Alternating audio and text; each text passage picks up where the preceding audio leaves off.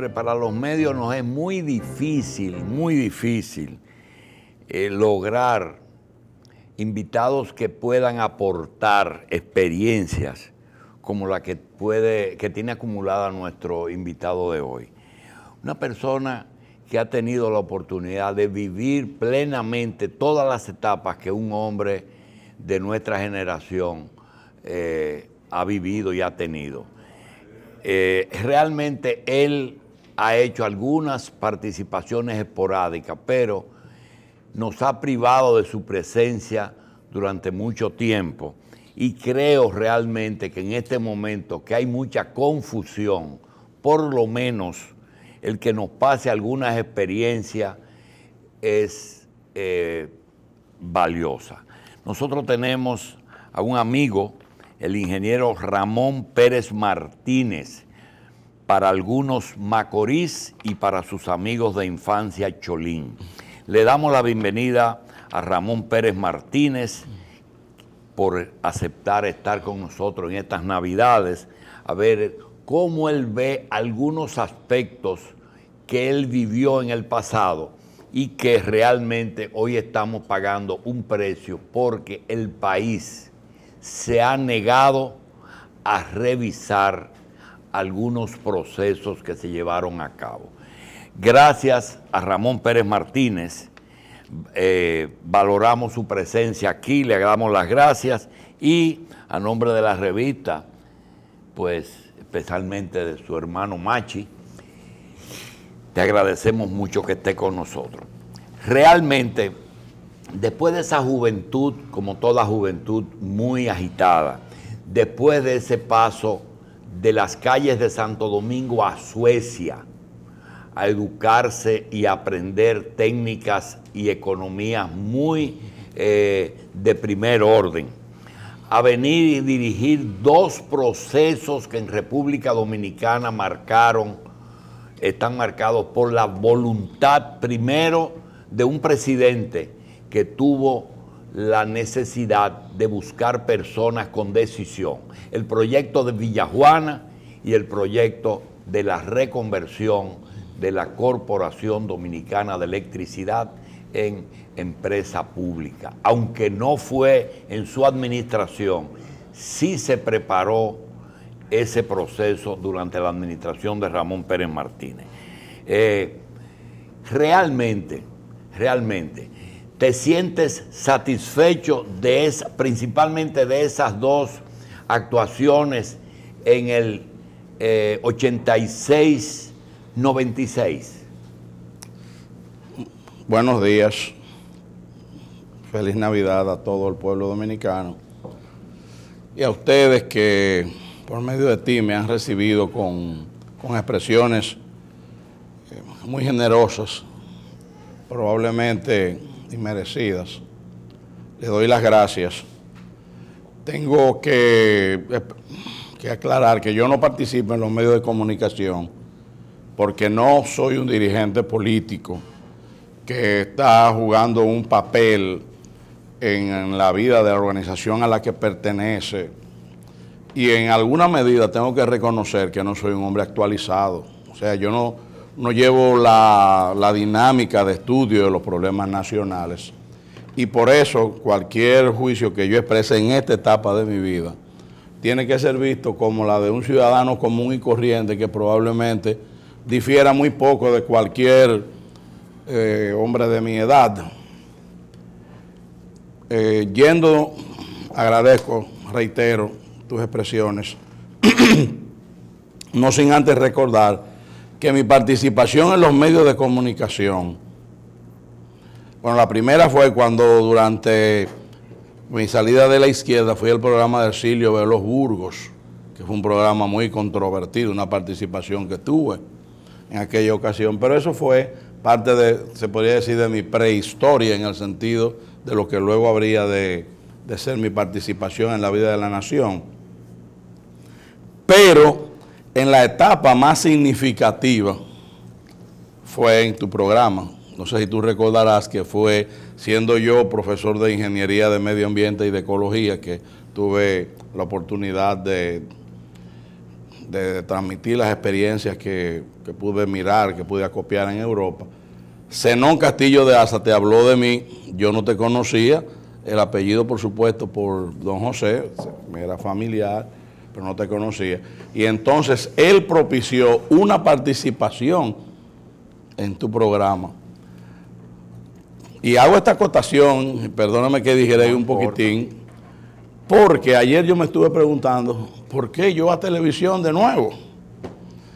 ¿Por qué tengo que, o sea, por qué yo?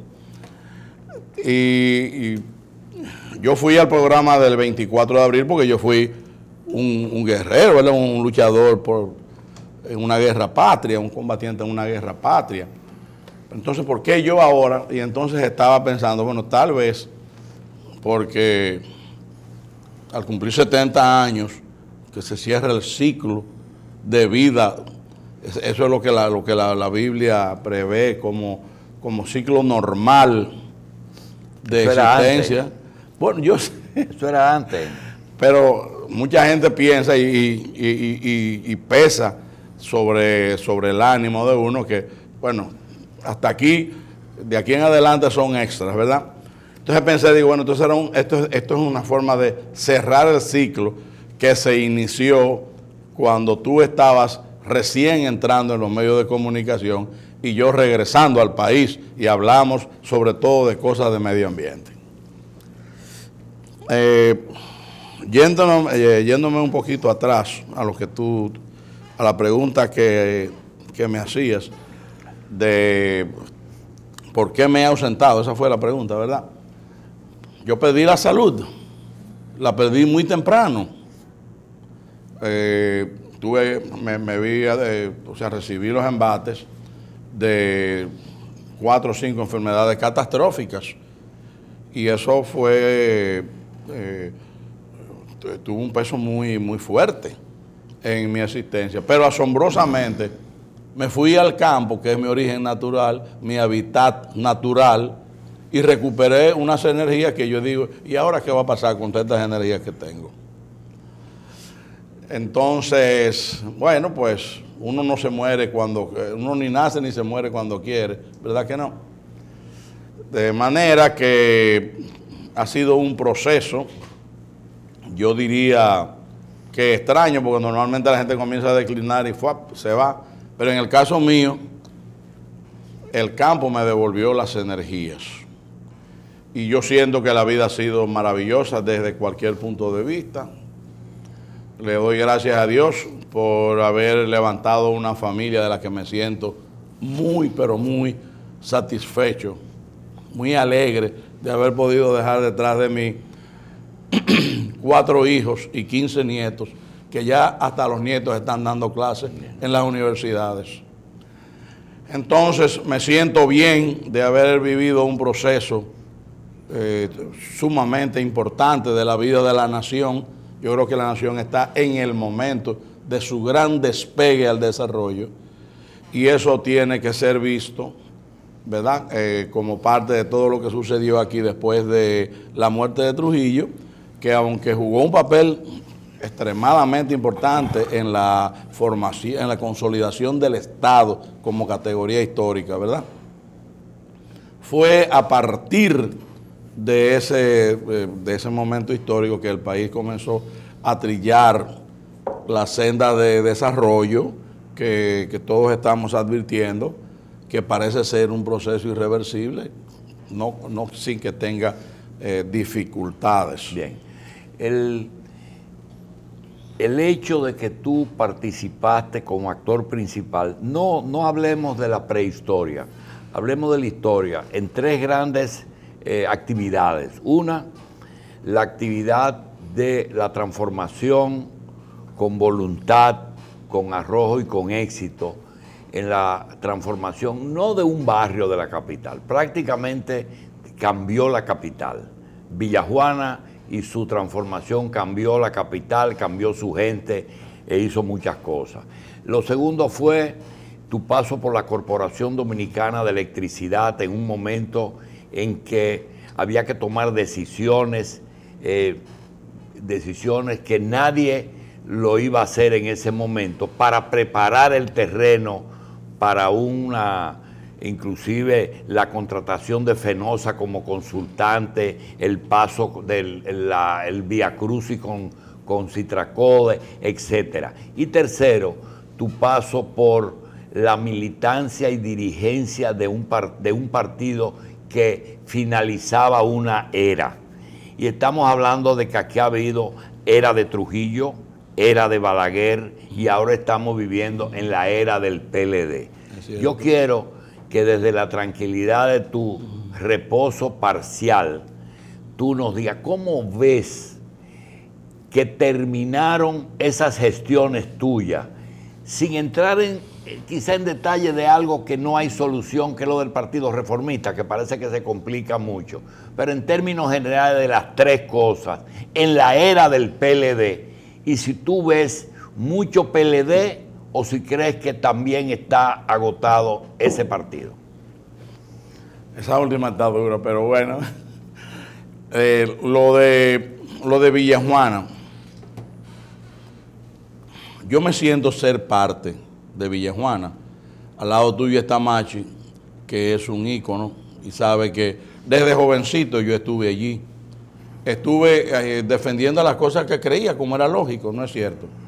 Yo tenía un compromiso con ese barrio porque la gente me sintió siempre como parte de él en mi generación. Claro, tengo 40 años fuera de ahí, pero aún ahora, cuando yo camino por Villajuana, que eventualmente voy como un ciudadano común y corriente a cualquier cosa, ¿no es cierto? Mucha gente me reputa, me hace sentir que me reputa parte del barrio, aunque yo soy un hombre del este. Por otro lado, ya la condición de urbanista me hizo mirar el problema de Villajuana con una integralidad profesional que saltaba a los ojos de cualquier ciudadano. Se juntaron las hambre y la gana de comer, como suelen decir en los campos.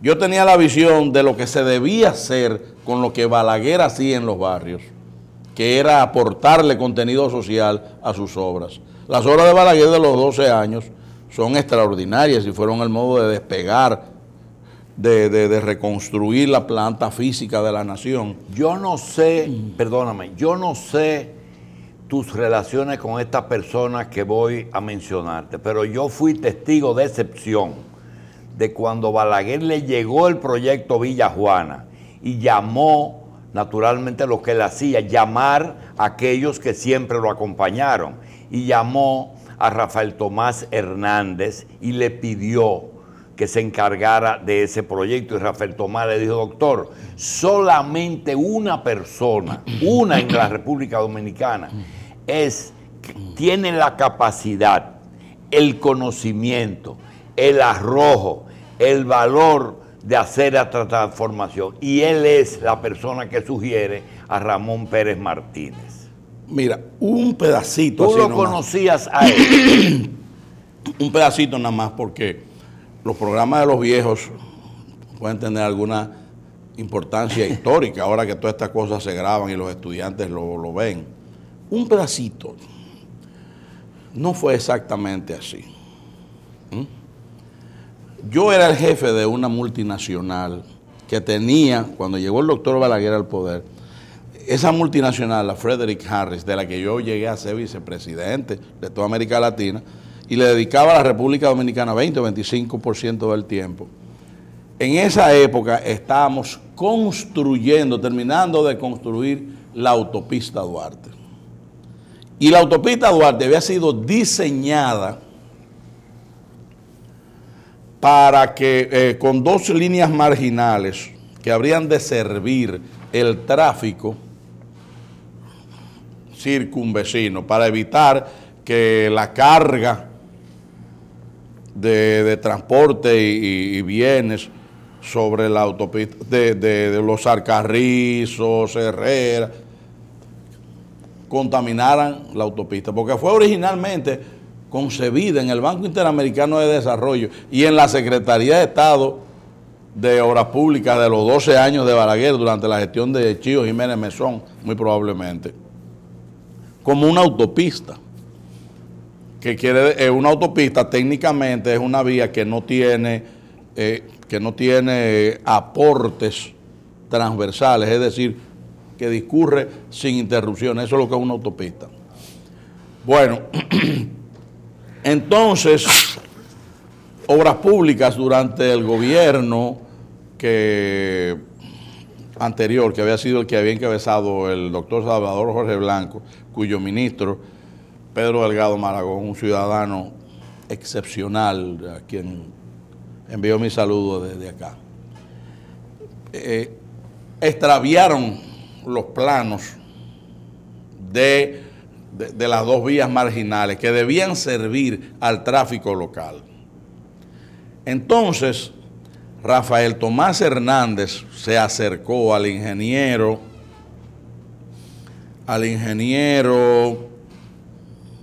Sánchez Bujosa, Carlos Sánchez Bujosa, que era amigo de él, y vinieron a mi oficina para ver si recuperaban, si en mi oficina teníamos, mi oficina estaba en el Blanco Nueva Escocia, si tenían los planos que ellos no encontraban en Obras Públicas.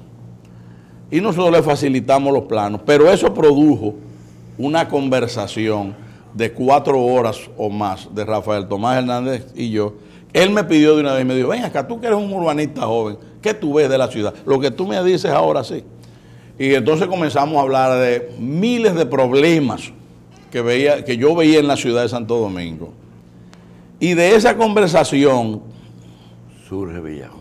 Un ingeniero joven que estaba haciendo pasantía en la Frederick Harris, el ingeniero Tony Álvarez, en una reunión en el equipo técnico de nosotros allí, propuso, dentro de todos los problemas que hablamos, la integración de la calle Padre Castellanos y la Kennedy. Él dibujó un integral, que es una curva como una culebrita así. Y todos nos sentimos muy alegres. Claro, a mí me tocó darle un contenido, una visión más allá. Fue en ese momento en el que yo comprendí y expuse ahí mismo, poco tiempo después, que el principal problema de la ciudad de Santo Domingo era la incapacidad de poder integrar la parte este o el oeste. Y la ciudad se había formado en Villa Duarte y tenía unos niveles de comunicación extremadamente precarios. El puente Duarte no servía ni remotamente la comunicación, y fue necesario colocarlo de 2 vías para ir y venir, todos esos inventos que alguna vez hubimos de hacer.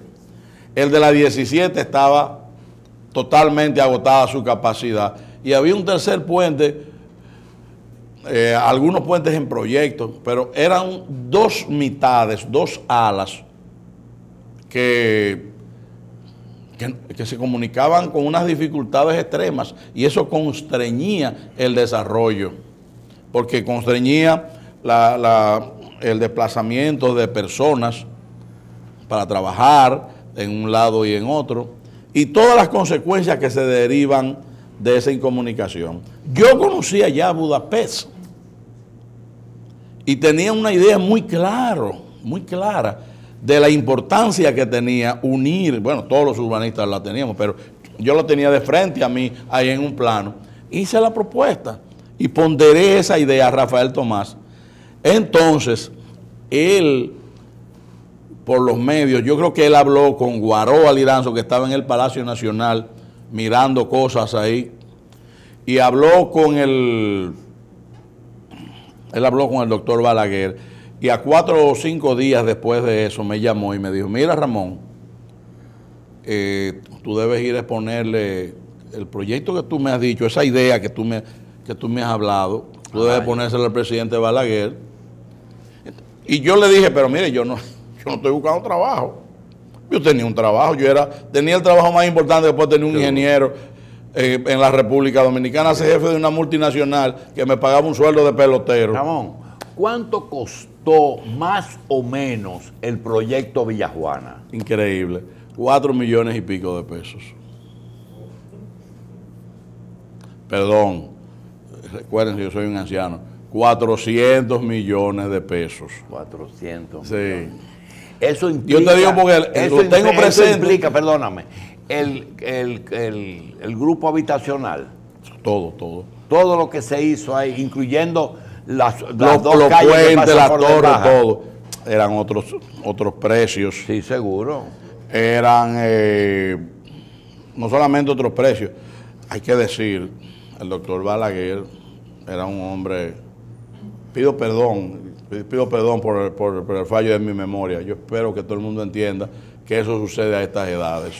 Yo quiero, tú sabes que hacer una historia completa es imposible. Yo quiero sobre Villajuana un solo elemento más para nosotros pasar a la corporación. Yo quiero que tú me digas, aquella idea tuya que fue los contratos específicos de las diferentes áreas, construcción, es decir, la forma en que tú dividiste, repartiste, otorgaste las diferentes obras, le dio trabajo a muchísimas empresas, firmas y personas que se ocuparon de eso. ¿Qué beneficio tú obtuviste de esa modalidad? Porque ahora lo que se usa es que una persona lo haga todo. No, no quiero presumir. Presume. No, pero no quiero presumir porque no quiero castigarme con ese flagelo. Yo no fui a Villajuana porque yo quise. Yo fui a Villajuana porque para un ciudadano de la República Dominicana, y mucho más si era como era mi caso, que creía en Balaguer, porque yo no era un político en ese momento, pero yo creía plenamente en Balaguer y venía creyendo desde cuando los últimos días de la izquierda. Y yo veía cosas en las que yo decía, pero ven acá, no es como estamos diciendo. Era muy difícil decirle que no a un hombre con 80 y tantos años de edad, ciego, que tenía unas dificultades enormes para desplazarse unos cuantos metros. O sea, yo no pude decirle que no. Pero yo no tenía ningún interés patrimonial en nada de eso, ni tampoco tenía un interés profesional más allá del éxtasis que me produjo estar de nuevo en el debate. Yo soy un soldado, yo soy un gladiador, esa es mi naturaleza. Entonces, me produjo un gusto, pero déjame decirte, cuando yo salí de Villajuana, lo único que me quedé fue con una deuda. Nosotros cobrábamos un porcentaje muy discreto por dirección de obra, porque teníamos una empleomanía de casi 200 personas. Pero ese proyecto en un 85% fue dado, ¿verdad?, para su ejecución. Nosotros concebíamos las cosas y le entregábamos a firmas constructoras, porque yo en ese momento era un consultor. Bien. Yo nunca había construido nada. Otro tema. En el paso por la corporación te va a sorprender que los datos que queremos no son el de que si Catalina está bien o no está bien. Nosotros queremos que tú nos... No, pero yo hablo de todo. No. Yo todavía voto. No. Y voto, y voy a votar. Cuando usted llega a la corporación, ¿cuál era la realidad de la generación? ¿Qué tenía la corporación como generación, si era privada, si era estatal, en kilovatios? La privada era exigua. Nosotros exigua, muy pequeña. Muy poca. Y producíamos menos de 1000 kilovatios. Estábamos hablando, megavatios, perdón. Nuestra capacidad instalada era de unos 800 y tantos megavatios.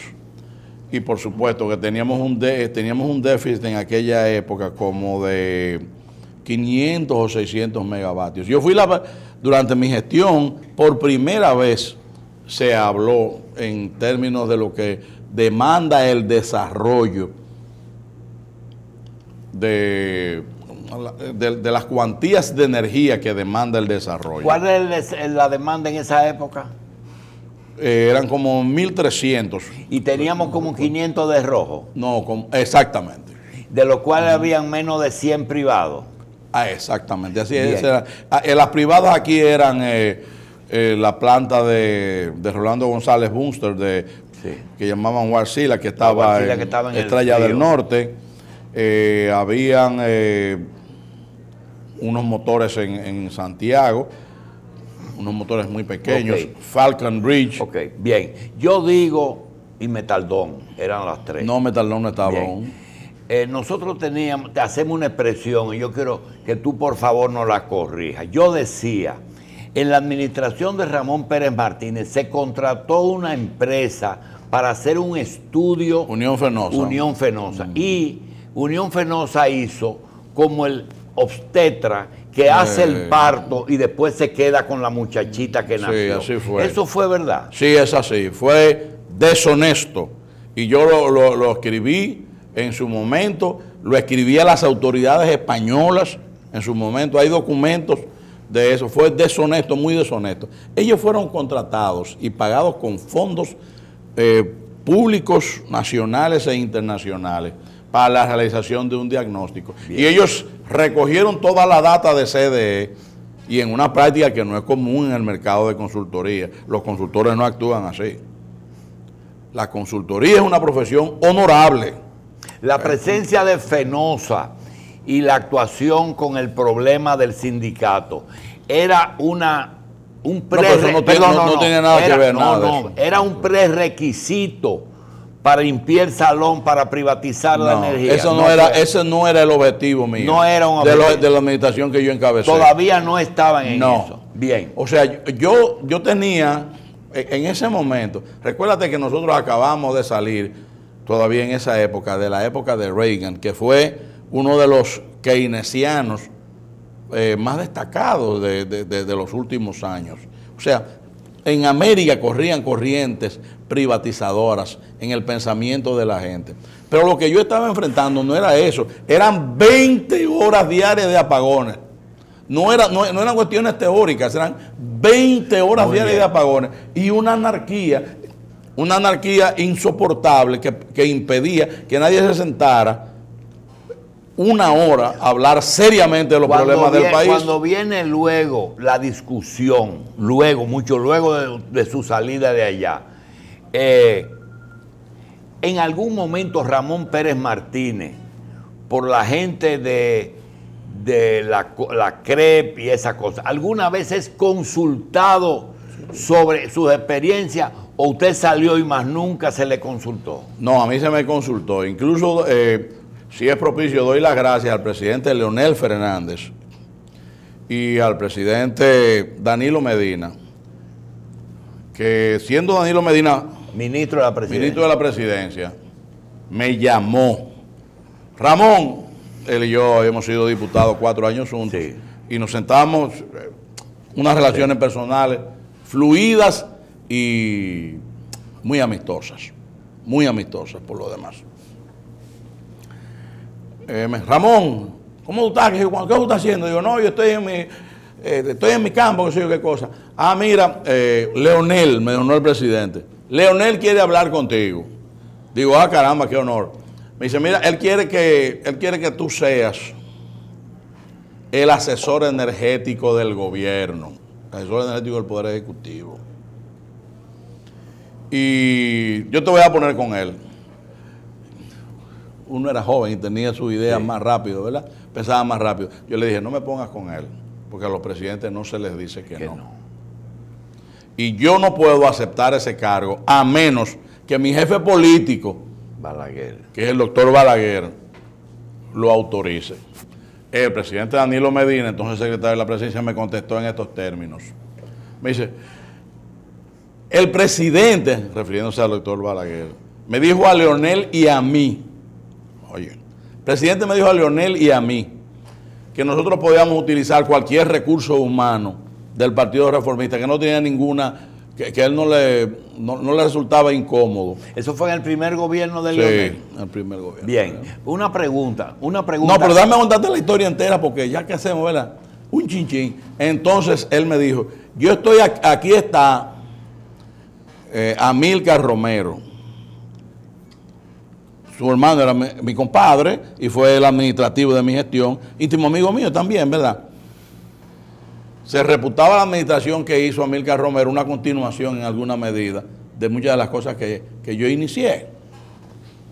Entonces me dijo, déjame ponerte a Amílcar que va a hablar contigo. Entonces Amílcar quiso hablarme y yo le dije a él, Amílcar, no, mira, yo voy para allá. Y vino a mi casa, que yo vivía en la Pedro Enrique Ureña, muy cerca del palacio. Estábamos hablando casi ¿verdad?, a poca distancia. Entonces Amílcar vino a mi casa y yo le dije, bueno, no es que yo le he dicho que no, porque Amílcar vino a decirme, ¿cómo es posible que tú le hagas eso al presidente Leonel Fernández? Y le dije, no. Yo no he dicho que no, lo que yo he dicho es que tiene que autorizar al presidente Balaguer. Y Amílcar y yo salimos, todos ahí friendo y comiendo, a la casa del presidente Balaguer. Y el presidente Balaguer nos recibió de inmediato. Amílcar era secretario de Agricultura. Entonces, el doctor Balaguer, desde que llegamos, esa es la verdad histórica, dio muestras de gran inconformidad con esa propuesta. No quiso. Bien. Puso una cara y dijo muchísimas cosas. Claro. Para terminar lo de la corporación, tranquilo, visto a distancia, ese proceso de capitalización, después el Acuerdo de Madrid, después la inversión, en la estructura de generación comprada y comercialización estatal, ¿dónde estuvo o dónde estuvieron los errores principales a juicio tuyo? No, yo no puedo hacer. Yo soy un ex administrador. Yo no puedo hacer ahora lo que hicieron algunas veces conmigo. Referirme a cosas que yo no he estudiado suficientemente y que no he visto. Bien. Yo no puedo. De ahí viene la política. Macorís síndico, Macorís diputado, dirigente activo de un partido que yo siempre pensé, pero ahora acabas de decirlo, que la salud te traicionó. Claro. Si Macorís hubiera seguido, junto inclusive con el mismo peinado en una época, sí, al frente de ese partido, hoy no estuvieran en la situación que está, pero nadie tiene la culpa cuando eso ocurre. ¿Tú ves algún viso, alguna esperanza de que el balaguerismo o el reformismo pueda dejar de ser una bisagra? Yo tengo muchas esperanzas en el porvenir, incluso a corto plazo, del Partido Reformista, en las nuevas generaciones de dirigentes. Yo creo en que el grupo que encabeza el doctor José Jacín y que tiene su expresión política, su oferta política, en el joven más brillante, y mejor terminado de esta generación, que es el licenciado Víctor Bisonó Hito, de quien doy testimonio, no porque sea yo parte de su partido, sino porque él era parte del cuartel 5, donde yo fui históricamente el jefe de ese cuartel. Y doy testimonio de su humildad, de su vocación social, de su honradez, de su capacidad personal. Yo creo que la República Dominicana tiene en Hito Bisonó un futuro presidente, un futuro dirigente de grandes calidades acorde con estos tiempos. Bien. Ingeniero, ¿ve mucho PLD por delante todavía o usted ve un proceso de agotamiento como todo en la vida? Ustedes gobernaron 12 años, después gobernaron 10, debieron gobernar 12, pero hubo un golpe de Estado constitucional. Cuéntenos, ¿ve mucho PLD por delante? Es un país diferente. El país en el que yo viví era un país de pasiones. Ahora probablemente el país político es un país de conveniencias. No sé si me seguro que sí, que entender. O sea, nosotros éramos todos fanáticos. Yo soy fanático de Joaquín Balaguer. Todavía lo soy. Y soy en expresión de aquel tiempo. Y yo me comparo con mi hijo Ramón, con Monchi, mi hijo, que es un dirigente, parte de esa camada de dirigentes. Y no tengo ninguna duda de que medir las cosas de ahora con las reglas que teníamos antes, no es realmente sensato. Sí veo que el PLD está en una posición sólida en este momento. Creo que ellos están en una ventaja considerable. ¿Sólida por él mismo o por debilidad de la oposición? Eso es siempre, una cosa va emparentada con la otra. Ingeniero, nosotros quisiéramos, no me gustan los mensajes que quien debe dar es los obispos y los arzobispos, pero quisiera no a su partido, sino pasar esa experiencia y ver. Usted dijo algo que nosotros lo decimos todos los días: el país no es el mismo. No. Y los estamos juzgando con parámetros viejos, es decir, absurdo, y así no vamos a poder resolver los problemas. ¿Cuál es la idea y el mensaje que usted le dice a los que están gobernando y a los que aspiran a gobernar aquí? Toda esa gente sabe más que yo, de manera que darle consejo es ridículo. Esa gente está mejor preparada que yo y entiende mejor. Yo puedo decir la aspiración, ¿cuál es su aspiración? De un jefe de familia ya cuando llega a la senectud. Yo les ruego a los dominicanos que hagan un esfuerzo. Usted está como entregado, ¿qué pasa? No, ¿y de qué? Yo trabajo todos los días de las 4 de la mañana. Lo que pasa es que tú me estás llevando a la política y ahí hace rato. Usted me está insultando hace rato. No. Yo le llevo a usted 15 años, ingeniero. No, déjame decirlo, eso es importante porque yo sé que ya el programa casi se acaba. Yo les ruego a los dominicanos que hagan un esfuerzo por hacer un gobierno de unidad nacional. Yo creo que este país tiene grandes posibilidades. Y creo que el país, y esto no es ningún invento, eso fue lo que Manolo propuso cuando la crisis que se derivó de la muerte de Trujillo. ¿No es cierto, Machi? Yo sigo creyendo que lo que más conviene a los dominicanos es poner las cosas pequeñas a un lado. Todas las cosas pequeñas a un lado. Y escoger 10, 12 puntos en el que tenemos que ponernos de acuerdo. Venir a televisión y no decir que a mí me duele ver la haitianización de este país sería extraño a mí mismo. A mí me duele ver lo que está pasando. Yo pienso que estamos perdiendo la República. Venir aquí y no decir que la nación debe ponerse de acuerdo y darle respaldo pleno a las autoridades y hacer los esfuerzos del lugar para parar definitivamente la delincuencia. O sea, hay que ponerle un freno a eso. Ha llegado un momento en que nosotros, todos los dominicanos, nos sentimos inseguros y no puede ser así. Yo creo que nosotros debemos hacer un esfuerzo también por definir las reglas de juego a niveles tales que la corrupción sea reducida a su mínima expresión. Yo creo que hemos desbordado el descontrol de este flagelo. Y claro, no voy a presentar aquí un programa de gobierno ni cosas por el estilo. Le doy las gracias a ustedes. Corrupción, inseguridad y problemas de migración. No, yo pienso otras cosas, pero no me escuchen porque entonces me ponen en la cosa que no estoy. Bien. No es cierto. Yo lo que quiero es darle las gracias a ustedes y a los amigos televidentes que han soportado este programa tan extraño, y desearles a todos que tengan un asueto navideño feliz.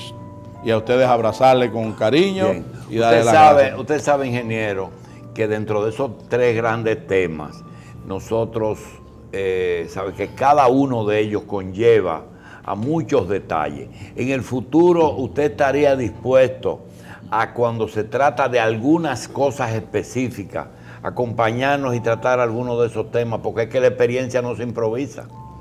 Yo lo haría porque ¿quién soy yo para decirle a unos medios tan importantes? No es que diga lo que hay que hacer, sino cómo sería bueno hacer algunas cosas. Usted lo acaba de decir, que nos convirtamos todos en guardianes de la seguridad propia. Eso es una propuesta.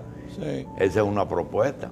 Sí, yo espero que el país se encuentre como ha sucedido siempre. Yo tengo una gran fe en el destino nacional. Yo creo que las cosas, con todas las dificultades que siempre hemos tenido, marchan en la dirección correcta y el país va a seguir encontrando soluciones a sus problemas. Gracias, ingeniero.